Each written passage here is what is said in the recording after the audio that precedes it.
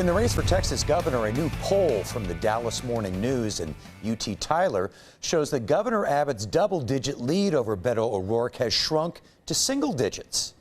Here to talk about this is former Texas GOP chairman James Dickey and Travis County Democratic par Katie Naranjo. Katie, starting with you, the governor has started to lose his lead against presumptive Democratic nominee Beto O'Rourke. Does the lead narrow even more as we get closer to November?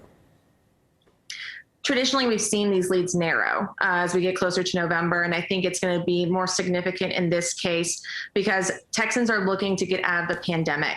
And the reality is our state's leadership has not done the work that Texas families need to be able to move on from the pandemic in Texas. And so I expect it to lead more, or to narrow more than what we've seen in past elections.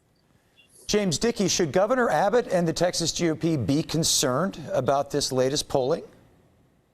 Well, we've said for decades there are only two ways to run: unopposed and scared, and there isn't anyone unopposed. So, and by that I mean take every race seriously, and the good candidates who run on either side, whether in the primary or the general, if they have an opponent, they take that seriously, and they take seriously the need to earn every vote. Governor Abbott does so, and so I know he's doing that right now in the primary, and I know he will do that in the general. You know, Katie, again, this is Texas.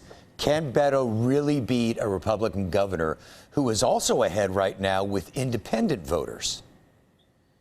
The governor's having to run further far right than he has and probably really is ideologically in order to win the primary. The fact that he is not leading more in the primary than he is now is a concern already for him. And to continue to push further right just means he's going to be losing those independent bases. In addition to that, we're going to see some significant changes both at the federal level and with the Supreme Court decisions coming out in June that will greatly impact voters' opinions and what they're going in to vote for. And in this latest poll, the governor's losing on some of those issues.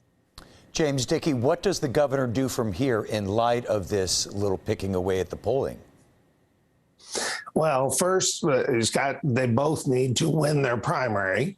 But then the important thing is to just continue to remind voters that if they love what they're seeing from Biden, if they love what they see from Nancy Pelosi, then O'Rourke is their guy, because he is just a mix between Hunter Biden and Nancy Pelosi, and that's what they would get if that's if they voted for that. But fortunately, this poll shows a majority trust Republicans more on every single issue that's important, on immigration, on education, even on race.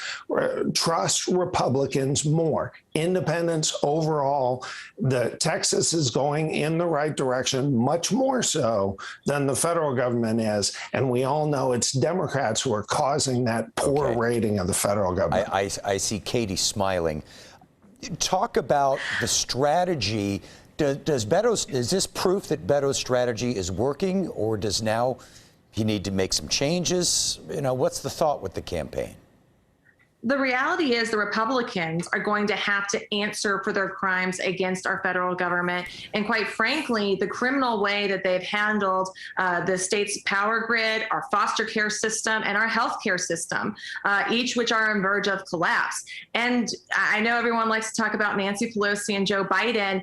The Republican Party is the Trump party. And they have to answer for Donald Trump, who continues to keep cozy with Putin and Russians and make huge missteps when it comes to his own financial reports.